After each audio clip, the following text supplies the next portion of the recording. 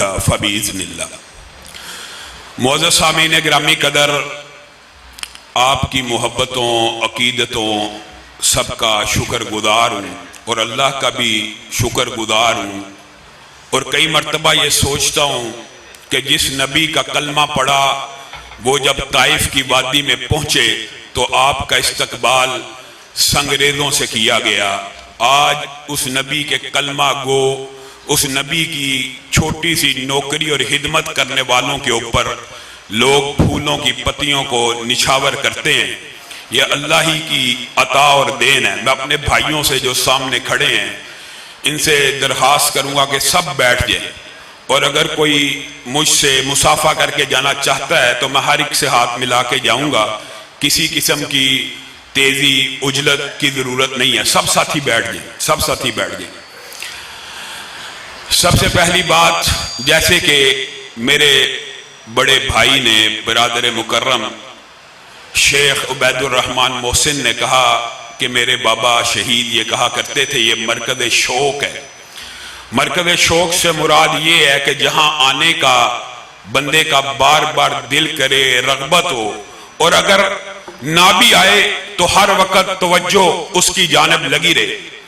سب آپ جانتے ہیں کہ مولانا یوسف کے ساتھ بابا شہید کے بھائیوں سے بڑھ کے تعلقات تھے، اور اللہ رب العزت نے، اللہ ہی کی عطا اور دین ہے کہ عبید الرحمن بھائی کے دل میں اور میرے دل میں، ہمارے دلوں میں ایک دوسرے کی شاید وہی محبت ڈال دی، اور یہ اس میں بھی ہمارا کمال نہیں ہے بلکہ ہمارے والدین کی نیکی ہیں۔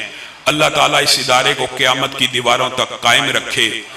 اللہ ان دونوں شیخین کی قبروں کو نور سے منور فرمائے۔ بھائی عبید الرحمن محسن کی تمام تر جہود کو، بڑے بھائی جان کی جہود کو قبول و منظور فرمائے۔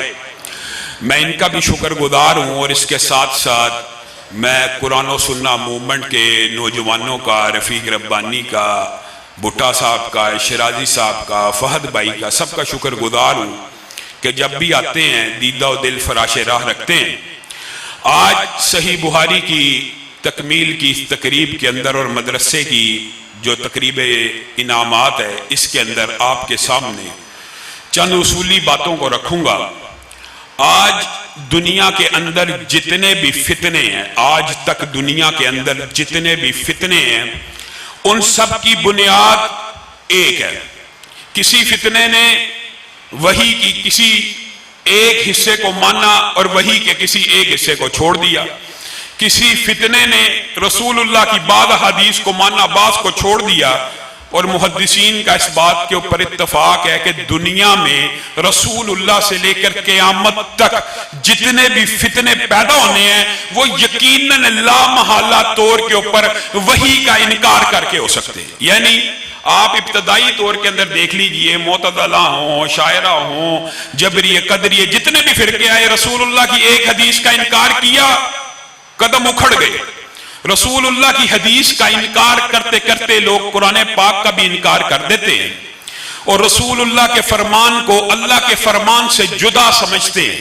آج ہمارے معاشرے کے اندر الہاد، ایتھزم، اللہ ہی کا انکار کر دینا اور اللہ ہی کے وجود کو مشکوک بنا دینا، ان سب باتوں کی جڑ فتنہ انکار حدیث ہے کہ رسول اللہ کا جو قول ہے، رسول اللہ کا جو فرمان ہے، شاید وہ اللہ کا فرمان نہیں ہے۔ رسول اللہ کا جو قول ہے وہ اللہ کی مرضی کے مطابق نہیں ہے۔ معاذ اللہ، اور انکار حدیث کرنے والے ٹی وی کے اوپر بیٹھ کے آپ کے سامنے کہہ دیتے ہیں کہ رسول اللہ صلی اللہ علیہ وسلم کی یہ حدیث قرآن پاک سے ٹکراتی ہے۔ معاذ اللہ، حالانکہ عقل ان کی ٹکراتی ہے اور الزام یہ دھر دیتے ہیں کہ رسول اللہ کی حدیث سے ٹکراتی ہے۔ یہ کیسے ہو سکتا ہے کہ رسول اللہ کی حدیث بھی وحی الہی ہو اور کلام اللہ بھی وحی الہی اور آپس میں ٹکرا جائیں؟ یہ ممکن نہیں۔ پہلی بات یہ آپ نے سمجھنی ہے کہ کیا صحابہ رسول اللہ صلی اللہ علیہ وسلم کے حکم کو اللہ کے حکم سے جدا سمجھتے تھے، یا امت کے اندر جو منہج سلیم ہے وہ کیا ہے؟ کیا رسول اللہ کا حکم، رسول اللہ آپ کو ایک چیز کا حکم دے، کیا وہ اللہ کا حکم مانا جائے گا یا نہیں مانا جائے گا؟ ایک بات یاد رکھیے کہ یہودیوں نے مسلمانوں کے ساتھ غداری کر دی۔ تو رسول اللہ صلی اللہ علیہ وسلم نے صحابہ کو حکم دیا کہ یہ جو یہودیوں کے سامنے کے درخت ہیں ان کو کاٹ دیا جائے، اور جو یہودیوں کے اس طرف کے درخت ہیں ان کو چھوڑ دیا جائے۔ کس نے حکم دیا؟ رسول اللہ صلی اللہ علیہ وسلم نے۔ کس نے حکم دیا؟ رسول اللہ صلی اللہ علیہ وسلم نے۔ کن کو حکم دیا؟ صحابہ کو۔ حکم دینے والے کون ہیں؟ رسول اللہ۔ حکم کنہیں دیا جا رہا ہے؟ صحابہ کو۔ یہ بات آپ یاد کر لیں تو انشاءاللہ ساری زندگی کے لیے آپ کے پاس ایک پختہ مستحکم دلیل آ جائے گی کہ رسول اللہ کا حکم اللہ کا حکم ہے یا نہیں۔ حکم کون دے رہا ہے؟ رسول اللہ۔ کن کو دے رہے ہیں؟ صحابہ کو۔ کیا کہہ رہے ہیں؟ یہ والے کاٹ دو اور یہ والے چھوڑ دو۔ صحابہ نے کاٹنے شروع کر دیے، جن کا حکم تھا ان کو کاٹ دیا، جن کو چھوڑنا تھا چھوڑ دیا۔ اب جب صحابہ نے کاٹے تو یہودیوں نے شور مچا دیا۔ سورہ حشر میں آپ نے سارا واقعہ پڑھا ہوگا۔ یہودیوں نے شور مچا دیا کہ یہ کیسا رسول ہے، یہ کیسا پیغمبر ہے کہ جو کھیتیاں بھی اب لوگوں کی برباد کرے گا۔ کیا نبی اور پیغمبر معاذ اللہ اس لیے آتے ہیں کہ فصلوں کو اجاڑ دیا جائے؟ فتنہ کھڑا کیا صحابہ کے دماغ میں اشکال پیدا کرنے کے لیے۔ اور بالعموم آپ کو پتہ اسلام کا بھی یہ مزاج ہے کہ جنگ میں بھی درختوں کو نہ کاٹا جائے۔ اب جب یہودیوں نے فتنہ کھڑا کر دیا کہ یہ کیسے رسول ہیں، کیسے پیغمبر ہیں، معاذ اللہ لوگوں کی فصلوں کو برباد کرتے ہیں، تو اللہ رب العزت نے آسمان سے قرآن کو نازل کرنا شروع کر دیا۔ اور اللہ کا اسلوب بھی قرآن کے نزول میں بالعموم یہ ہوتا ہے کہ اللہ تعالیٰ نبی کریم سے خطاب کرتے ہیں، کل کہہ کے اے محمد کہہ دیجئے۔ یہاں پہ اللہ رب العزت نے نبی کریم سے خطاب نہ کیا بلکہ براہ راست کس سے کیا؟ صحابہ سے۔ اور کیا کہا؟ ما قطعتم من لینۃ او ترکتموها قائمۃ علی اصولها فباذن اللہ۔ میرے بھائیوں ایک آیت سمجھ آ جائے تو منہج سلیم ہو جاتا ہے۔ اللہ رب العزت نے صحابہ کو کیا کہا؟ پہلی بات جو آپ کو یاد کروائی وہ کیا تھی؟ صحابہ کو حکم کس نے دیا تھا؟ رسول اللہ نے۔ اور درخت کاٹنے کا حکم بھی کس نے دیا تھا؟ رسول اللہ نے۔ چھوڑنے کا حکم بھی کس نے دیا تھا؟ رسول اللہ نے۔ جبکہ اللہ تعالیٰ کلام حمید میں رسول اللہ کے اس حکم کے بارے میں کیا کہتے ہیں؟ ما قطعتم من لینۃ، نہیں تم نے کوئی کاٹا درخت اور نہیں تم نے کوئی چھوڑا درخت یا جھاڑی، فباذن اللہ، اللہ ہی کے حکم سے چھوڑا اور اللہ ہی کے حکم سے کاٹا ہے۔ حکم کس نے دیا تھا؟ رسول اللہ نے۔ اللہ تو رسول اللہ کے حکم کو کہہ رہا ہے کہ یہ حکم میرا ہے۔ اب یہاں پہ ایک بات سمجھ لیجئے، یہ جو غامدی صاحب ٹی وی کے اوپر بیٹھ کے اکثر آپ کے سامنے کہہ رہے ہوتے ہیں سارے اوامر قرآن پاک میں ہیں اور سارے نواہی قرآن پاک میں ہیں، اس آیت کے اندر ما قطعتم من لینۃ او ترکتموها قائمۃ علی اصولها فباذن اللہ، اللہ کے حکم سے ہے۔ آپ پورا قرآن اٹھا لیجئے، یہ جو درخت کاٹنے کا حکم ہے اور درختوں کو چھوڑنے کا حکم ہے، غامدی صاحب سے پوچھ لیجئے، آپ تو کہتے ہیں سارے اوامر قرآن پاک میں ہیں اور اللہ کہہ رہا ہے یہ کاٹنے اور چھوڑنے کا حکم میں نے دیا تھا، وہ حکم قرآن پاک سے نکال کر دکھا دیں۔ بات سمجھ آئیے، یہ بات تو موجود ہے کہ آپ نے نہیں کاٹے درخت، فعل ماضی کا صیغہ، اور نہیں چھوڑے درخت، لیکن یہ حکم کہا ہے کہ تم کاٹو اور چھوڑو۔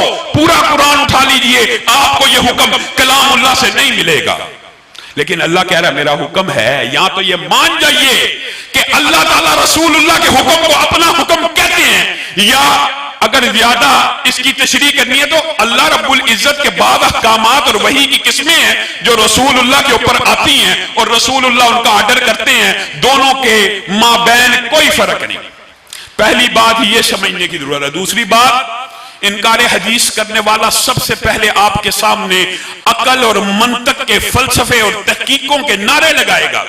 جو حدیث ایسے بیان کرے گا، جو حدیث جو قول قرآن سے ٹکرائے گا ہم نہیں مانیں گے، جو حدیث تحقیق کے مطابق نہیں ہوگی، جو حدیث سائنس کی معلومات کے مطابق نہیں ہوگی، تحقیق کے نعرے لگانے والے منکرین حدیث آج معاشرے میں عام پھرتے ہیں اور ان کی بے شمار قسمیں ہیں۔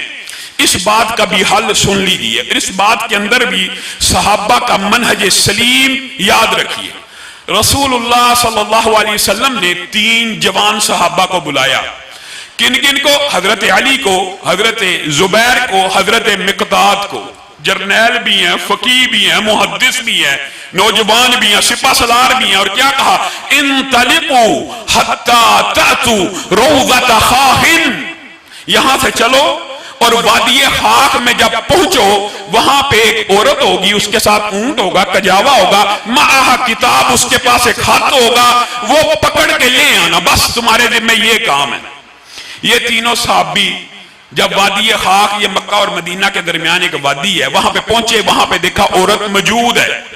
انہوں نے تحقیق اور تفتیش شروع کر دی۔ یہ جو تحقیق کی بڑی باتیں کرتے ہیں نا، یہاں پہ منہج سلیم سن لیں۔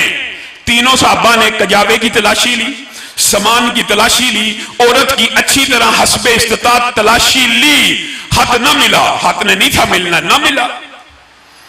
اس وقت عورت نے ان کو کہا ما معی کتاب، میرے پاس کوئی خط نہیں ہے۔ اب کسی عام بادشاہ کے ہرکارے ہوتے، کسی عام بادشاہ نے بھیجا ہوتا تو وہ بادشاہ کے پاس جا کے کہتے آپ نے ہمیں بھیجا تھا، ہم نے تلاشی بھی لی، تحقیق بھی کی، تفتیش بھی کی، اس سے پوچھا بھی، اس نے انکار کر دیا، اس کے پاس خط نہیں ہے، آپ کو اطلاع غلط ملی ہے۔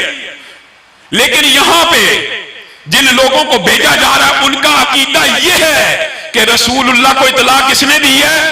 اللہ نے۔ اس حق کی اطلاع رسول اللہ کو کس نے دی ہے؟ اللہ نے۔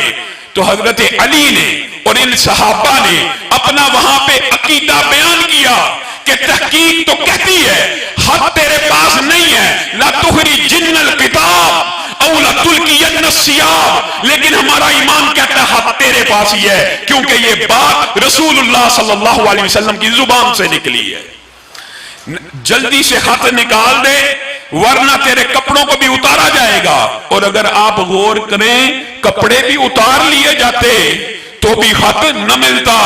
عورت نے اتنی احتیاط سے وہ پرچی چھپائی ہوئی تھی، لیکن عورت کو پتا چل گیا یہ کسی عام بادشاہ کے بھیجے ہوئے لوگ نہیں ہیں، ان کا تو ایمان ہے، خط میرے پاس ہی ہے۔ تحقیق کو جھٹلایا جا سکتا ہے، تفتیش کو جھٹلایا جا سکتا ہے، قول رسول کو جھٹلایا نہیں جا سکتا۔ عورت نے بالوں میں سے ایک پرچی کو نکالا اور صحابہ کو تھما دی۔ میرے بھائیوں، یہ کہاں کی تحقیقیں ہیں، یہ کہاں کی تفتیشیں ہیں، یہ کہاں کی عقل اور منطق ہے کہ تیری عقل میں جو حدیث نہ آئے تو اس کو رد کر دے۔ صحابہ کا حدیث رسول کے اوپر ایمان کیسا تھا؟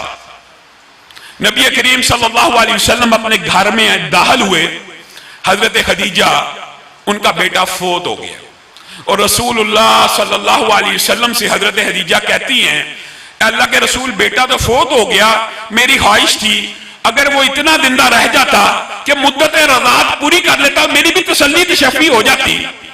تو رسول اللہ صلی اللہ علیہ وسلم نے حضرت خدیجہ کو کہا آپ کا کیا خیال ہے، کیا آپ کا بیٹا اس کی مدت رضاعت پوری نہیں ہوگی؟ میں محمد صلی اللہ علیہ وسلم آپ کو یہ خبر دیتا ہوں کہ آپ کے بیٹے کے لیے اللہ نے جنت میں ایک دائی کو مقرر کیا ہے جو ابھی بھی اس کو دودھ پلا رہی ہے۔ اور اسی پر بس نہیں، اگر آپ کہتی ہیں میں اللہ سے دعا کرتا ہوں اس بچے کے دودھ پینے کی آواز بھی آپ کو اللہ سے دعا کر کے سنوا دیتا ہوں۔ یہاں پہ رک جائیے، یہ میرے اور آپ کے عقیدے اور منہج کی بات ہے۔ اب بتائیے کسی کا تازہ بیٹا فوت ہوا ہو، بھائی ہوا ہو، اور اس کو یہ آپشن کوئی وقت کا رسول اور پیغمبر دے رہا ہو کہ اگر آپ چاہتے ہیں میں اس کی آواز آپ کو سنوا دوں، تو یقین مانیے ہم میں سے بھی ہر ایک یہ آپشن قبول کرے گا کہ ہاں واقعی سنا دیجئے، اس رشتے کی جدائی کا بڑا غم ہے، میں اس کی آواز سننا چاہتا ہوں۔ لیکن ماں خدیجہ آپ کا اور میرا منہج بیان کرتی ہیں، उसद्दीक़ु अल्लाह व रसूलहु, उसद्दीक़ु अल्लाह व रसूलहु, उसद्दीक़ु अल्लाह व रसूलहु। और क्या कहा, क्या कहा? ये आपका और मेरा मनहज है। मां खदीजा ने इब्तिदा भी किसके साथ की? कहा उसद्दीक़ु अल्लाह, मैं अल्लाह की तस्दीक करती हूं। हालांकि यहां पे कहना यह चाहिए था कि रसूलुल्लाह सल्लल्लाहु अलैहि वसल्लम, मैं आपकी बात की तस्दीक करती हूं। लेकिन मां खदीजा का यह अकीदा है कि रसूलुल्लाह को अगर उस बच्चे के दूध पीने की खबर आई है तो कहां से आई है? आसमान से आई है। तो पहले तस्दीक किसकी की? अल्लाह की, कि अल्लाह ने जो बात आपको बतलाई है मैं उसकी तस्दीक करती हूं और फिर आपकी बात की भी तस्दीक करती हूं। यह हमारा मनहज, यह मनहज सलीम है। रसूलुल्लाह जो चीज तुम्हें दे पकड़ लो, जिससे रोके रुक जाओ। रसूलुल्लाह की बात का सहाबा किस तरह मान रखा करते थे और उनका हदीस के ऊपर ईमान कैसा था। अब्दुल्लाह इब्न मसूद का एक घर कूफे में भी था। अब्दुल्लाह इब्न मसूद का एक घर कूफे में भी था और मदीना में भी था। वो आते जाते थे। एक मर्तबा कूफे में मौजूद थे तो आंधी आ गई, सुरख रंग की आंधी, बड़ी ऊंची ऊंची। ऐसे महसूस हो रहा था कि लपटें आग के शोले हैं। लोगों ने शोर मचा दिया, क़यामत आ गई है, क़यामत आ गई है। कुछ ने कहा अब क़यामत आ गई, अब सजदों में पड़ जाओ। कुछ ने कहा जिक्र अस्कार कर लो, आखिरी वक्त में अल्लाह के बारगाह में ऐसे पेश हो जाएंगे। बाद लोगों ने कहा अल्लाह का के रसूल के एक सहाबी कूफा में आए हुए हैं, उनके पास चलते हैं कि मरने से पहले कौन सा आखिरी अमल कर लिया जाए कि बख्शिश आसान हो जाए। और जाके वो कहने लगे, टिश्यू देना, और जाके वो कहने लगे, अब्दुल्लाह इब्न मसूद के घर के बाहर पहुंचे और कहने लगे जात सा, जात सा, जात सा। अब्दुल्लाह इब्न मसूद, क़यामत आ गई है, क़यामत आ गई है, सूरह आंधी आ गई है। और ऐसा लगता है कि अब इस आंधी के आ जाने के बाद कोई नहीं बचेगा। अब्दुल्लाह इब्न मसूद के घर वैसे जाते ना और दरवाजा खटकाते के बाहर आइए, हमारे से मशवरा कर लीजिए, तो यकीनन अब्दुल्लाह इब्न मसूद बाहर आ जाते। लेकिन यहां मसला अब ईमान बिल हदीस का था। अब्दुल्लाह इब्न मसूद ने कहा क्या शोर करते हो? जात ईसा, अंदर से आवाज लगाई, क़यामत उस वक्त तक कायम नहीं हो सकती जब तक जमीन के ऊपर एक भी कुरान और हदीस के मुताबिक विरासत को तकसीम करने वाला मौजूद है। जाओ अपने घरों में चले जाओ और बाहर भी ना निकले, क्योंकि उन्होंने ये बात रसूलुल्लाह सल्लल्लाहु अलैहि वसल्लम से सुन ली थी। मेरे भाइयों, ये आज का बहुत बड़ा फितना और मुगालता है। आपने ये बात तो बड़ी अरसे से सुनी होगी। दीन किसका नाम है? दीन किताब और सुन्नत का नाम है। शरीयत किसका नाम है? शरीयत किताब और सुन्नत का नाम है। ये बात भी याद रखिए कि बाद औकात ये भी मुगालता आपको डाला जाता है। किताबुल्लाह, किताबुल्लाह किसको कहते हैं जी? किताबुल्लाह का अमूमी तर्जमा कुरान पाक किया जाता है, कलामुल्लाह। किताबुल्लाह का हकीकी मानी जो उलमा है, जो तालिब इल्म है, वो तो जानते हैं, लेकिन आपके लिए शायद नया हो, और अगर नया नहीं है तो यह भी खुशनसीबी की बात है। किताबुल्लाह का कई मर्तबा मतलब कुरान पाक भी होता है और किताबुल्लाह का कई मर्तबा मतलब पूरा दीन और शरीयत भी होती है, यानी कुरान और हदीस का मजमुआ भी होता है। और किताबुल्लाह से मुराद कई मर्तबा सिर्फ हदीस भी होती है। ये बात अगर आपको समझ आ जाए तो मुनकिरीन हदीस का सारा फलसफा ज़मीन-बोस हो जाए। कैसे? एक मिसाल कुरान पाक में से याद कर लीजिए कि किताबुल्लाह से मुराद कई मर्तबा कुरान होता है, कई मर्तबा कुरान और हदीस होती है, और कई मर्तबा सिर्फ हदीस होती है। और बिल अमूम इसका माना हदीस की दोनों किस्में दीन और शरीयत, कुरान और हदीस है। अल्लाह रब्बुल इज्जत ने कलाम हमीद में इरशाद फरमाया, मेरे भाइयों ये बातें ज़हन नशीद कर ले, सारी जिंदगी बीत जाएगी। मुनकिरीन हदीस इन दलाइल को न 1400 साल से रद्द कर सके, न आइंदा क़यामत तक रद्द कर सकते हैं। इन्ना इद्दत शुहूरी इंदल्लाह हिस्ना अशरा शहरन फी किताबिल्लाह, फी किताबिल्लाह, पढ़िए फी किताबिल्लाह। अल्लाह रब्बुल इज्जत कलाम हमीद में कहते हैं अल्लाह के यहां गिनती के महीनों की तादाद 12 है। कहां पे? फी किताबिल्लाह। کتاب اللہ میں گنتی کے 12 مہینے موجود ہیں.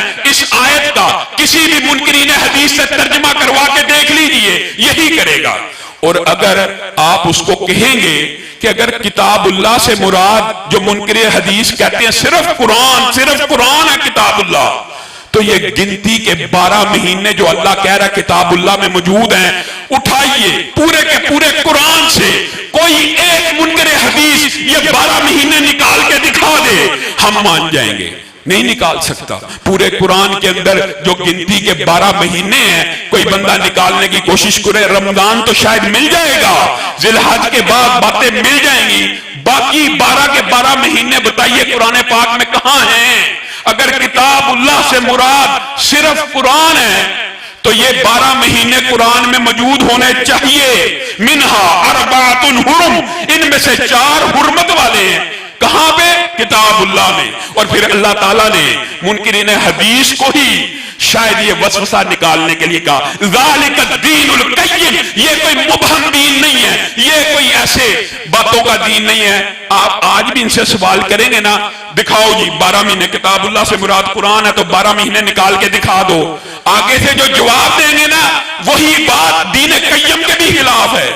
کہیں گے 12 مہینے کتاب اللہ میں مراد قرآن ہم لیتے ہیں لیکن قرآن پاک میں تو نہیں ہے. معاذ اللہ، اللہ تو کہہ رہا ہے کتاب اللہ میں ہے، تو کہتا ہے نہیں ہے. تو پھر کہاں سے ملیں گے؟ کہیں گے جی تاریخ سے مل جائیں گے. کس سے؟ تاریخ سے مل جائیں گے. یہ دنیا کا کون سا مدد ہے جو تاریخ کے اوپر تو اعتماد کرتا ہے اور حدیث کا انکار کر دیتا ہے؟ تاریخ کے اوپر ایمان اور حدیث کا انکار. ہاں اگر ان کا عقیدہ آپ کا اور میرے والا ہوگا کہ کتاب اللہ سے مراد صرف قرآن نہیں ہے حدیث بھی ہے، تو یہ 12 کے 12 مہینے آپ کو حدیث سے مل جائیں گے. اور صرف حدیث سے نہیں ملیں گے، اس کے بعد یہ 4 حرمت کے مہینے بھی آپ کو حدیث سے مل جائیں گے. یہ ایک مثال قرآن پاک سے. اور بعد میں ایک مثال آپ یہ بھی یاد رکھیں حدیث سے. یہ تو قرآن پاک میں مثال آئی کہ کتاب اللہ سے مراد کیا صرف قرآن ہے یا قرآن و حدیث کا مجموعہ ہے یا بعض اوقات صرف حدیث ہے. رسول اللہ صلی اللہ علیہ وسلم کے پاس ایک قافلہ آیا اور آ کے کہنے لگا اے اللہ کے رسول اقضی بیننا بکتاب اللہ، اے اللہ کے رسول ہمارے مابین فیصلہ کیجئے. کہاں سے؟ کتاب اللہ سے. اقضی بیننا بکتاب اللہ، ہمارے درمیان فیصلہ کیجئے کتاب اللہ سے. رسول اللہ صلی اللہ علیہ وسلم نے ارشاد فرمایا والذی نفسی بیدی لأقضین بینکما بکتاب اللہ. اب جو گرامر کو جانتے ہیں وہ اس جملے کے ردم کو پہچانتے ہیں. پہلے رسول اللہ قسم کھا رہے ہیں، اس ذات کی قسم جس کے ہاتھ میں محمد صلی اللہ علیہ وسلم کی جان ہے. رسول اللہ کو قسم کھانے کی ضرورت ہے؟ رسول اللہ کو قسم کھانے کی ضرورت نہیں ہے. آپ قسم کے بغیر بھی بات کریں تو آپ سے زیادہ سچی بات کسی کی نہیں ہے. پھر رسول اللہ بعد میں مغالطہ دور کرنے کے لیے شاید کسی منکر حدیث کے کان میں یہ بات ٹکرا جائے اور اس کے دماغ سے یہ مغالطہ نکل جائے لَأَقْضِيَنَّ بَيْنَكُمَا بِكِتَابِ اللَّهِ، میں ضرور بھی ضرور تمہارے درمیان کتاب اللہ سے فیصلہ کروں گا. اور مقدمہ کیا تھا آپ نے اس کے اوپر غور کرنا ہے. یہ ہمارا جو لڑکا ہے اس نے فلاں شادی شدہ عورت کے ساتھ برائی کا ارتکاب کر لی ہے. اللہ کے رسول کتاب اللہ سے فیصلہ نافذ کر دیجئے. رسول اللہ نے کہا بیٹا انیس جاؤ، عورت اگر برائی کا اقرار کرتی ہے اس کو سنگسار کر دیا جائے. اس نے کیا، اس کو سنگسار کرنے کا آرڈر جاری ہوا. یہ جو نوجوان ہے اس کو 100 کوڑے لگائے جائیں اور 1 سال کے لیے جلا وطن کیا جائے. رسول اللہ صلی اللہ علیہ وسلم نے قسم کھا کے فیصلہ کہاں سے کرنا تھا؟ کتاب اللہ سے. فیصلہ کیا کیا؟ 3 شقیں ایک ہی فیصلے کی. ایک شق تو یہ ہے کہ شادی شدہ عورت کو سنگسار کر دیا جائے. دوسری شق یہ ہے کہ 1 سال کی جلا وطنی کر دی جائے. تیسری شق یہ ہے کہ اس کو 100 کوڑے لگائے جائیں. اب منکرین حدیث سے آپ پوچھ لیجئے یا آپ خود غور کر لیجئے اس فیصلے کے اندر رسول اللہ نے کہا میں کتاب اللہ سے فیصلہ کروں گا. اگر کتاب اللہ سے مراد صرف قرآن ہے، صرف قرآن، جو اہل قرآن آج کل بنے پھرتے ہیں اور قرآن پاک کے بھی منکر ہیں، ان سے بھی پوچھ لیجئے کہ اگر صرف قرآن ہے تو اس فیصلے کی 3 شکوں میں سے قرآن پاک میں کتنی شکیں موجود ہیں؟ صرف ایک شک تو آپ کو قرآن پاک سے مل جائے گی 100 کوڑے لگانے والی، لیکن باقی تو شکیں کتاب اللہ کے اصل مفہوم کو اگر آپ مانیں گے تب آپ کو ملے گی 66% جو سزا کا نفاذ ہوا۔ اور یہاں تو اب کہتے ہیں معاذ اللہ کہ رسول اللہ نے قسم تو کھائی تھی کہ فیصلہ کتاب اللہ سے کروں گا، لیکن جب فیصلہ کرنے کی باری آئی تو کتاب اللہ سے باہر کر دیا۔ معاذ اللہ، یہ کہتے ہیں تو دین سے خارج ہو جائے۔ میرے بھائیوں، کتاب اللہ مجرد حدیث کے معنوں میں بھی استعمال ہوتا ہے۔ پہلی مثال آپ کو قرآن پاک سے بھی دی تھی، ایک اور مثال یاد کر لیجئے۔ امی عائشہ نے بریرہ کو آزاد کرنے کا ارادہ کیا اور کہا اپنے جو مالک ہے نا ان سے جا کے لکھت پڑھت کر لو، مکاتبت کر لو۔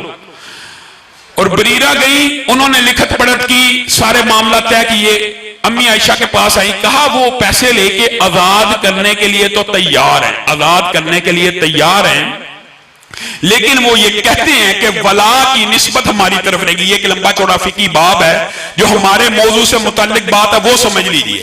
یہاں پہ اس سے مراد یہ ہے کہ اگر بریرہ فوت ہو جائیں تو ان کی وراثت ہمیں ملے، یعنی جو لوگ آزاد کر رہے ہیں وہ یہ چاہتے تھے کہ بریرہ کے ساتھ مکاتبت اس شرط پہ ہوگی کہ بریرہ ولا کی نسبت ہماری طرف لکھ جائیں، بریرہ دنیا سے چلی جائیں، مال دوبارہ ہمیں لوٹ جائے۔ حالانکہ مال کس کو ملنا چاہیے تھا؟ امی عائشہ کو، کہ پیسے تو وہ دے رہی ہیں، آزاد تو وہ کرا رہی ہیں، خرچ تو وہ کر رہی ہیں، نسبت ان کی طرف ہونی چاہیے۔ اب رسول اللہ صلی اللہ علیہ وسلم کی بارگاہ میں ماں عائشہ نے یہ مقدمہ رکھ دیا۔ رسول اللہ صلی اللہ علیہ وسلم مسجد میں تشریف لائے اور خطبہ دیا، اور کیا کہا؟ ما بال اقوام یشترطون شروطا ما لیست فی کتاب اللہ، لوگوں کو کیا ہو گیا ایسی شرطیں باندھتے ہیں جو کتاب اللہ میں نہیں ہیں۔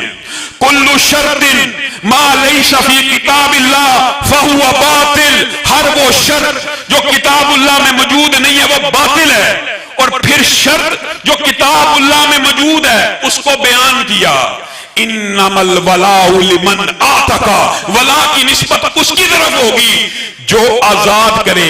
رسول اللہ صلی اللہ علیہ وسلم کہہ رہے ہیں مفہوم یہ ہے والشرط فی کتاب اللہ، کہ جو کتاب اللہ میں شرط ہے انما الولاء لمن اعتق، ولا کی نسبت اس کی طرف ہے جو آزاد کرے۔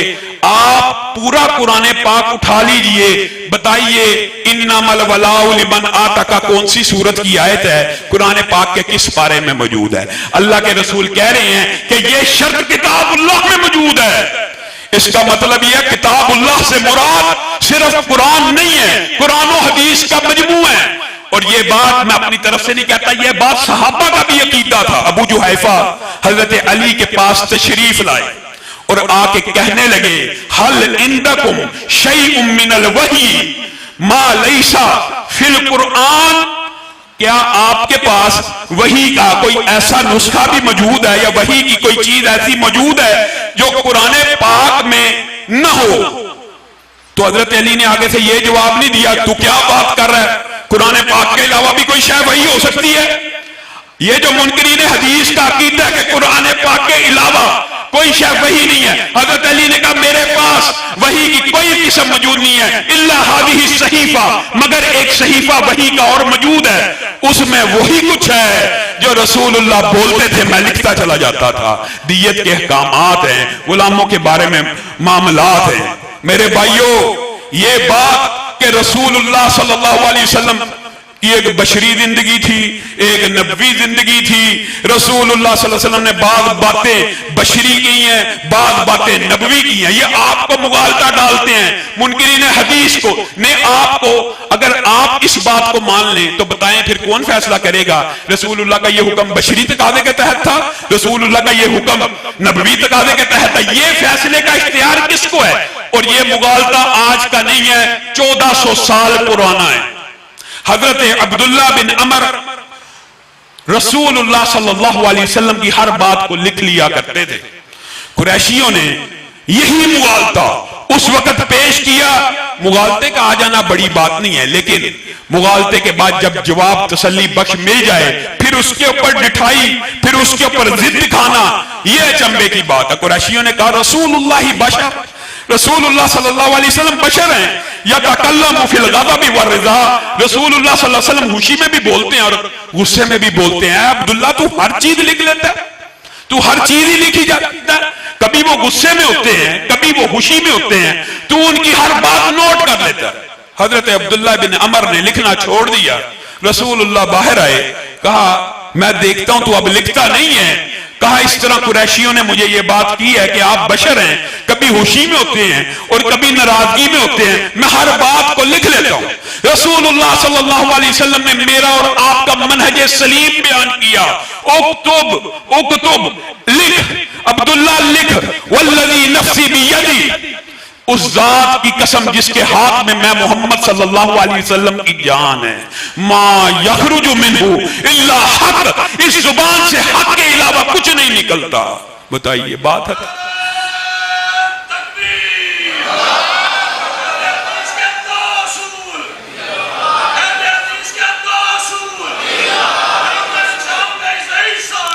کتنی عام فہم بات ہے کہ رسول اللہ کی زبان سے جو بات نکلے وہ دین ہے. اسی طرح رسول اللہ حج کے موقع پہ ہیں اور حج کے موقع کے اوپر جب فضائل حج بیان کیے گئے، صحابہ کے ذہن میں یہ سوال آ گیا. سوال کا آ جانا اچنبے کی بات نہیں ہے. فی کل عام یا رسول اللہ، کیا ہر سال حج فرض ہے؟ جیسے ہم ہر سال زکوٰۃ دیتے ہیں، کیا حج بھی ہر سال فرض ہے؟ رسول اللہ صلی اللہ علیہ وسلم خاموش رہے. پھر اقرا نے پوچھا کیا حج بھی ہر سال فرض ہے؟ رسول اللہ پھر خاموش رہے. تیسری مرتبہ پوچھا، رسول اللہ پھر خاموش رہے.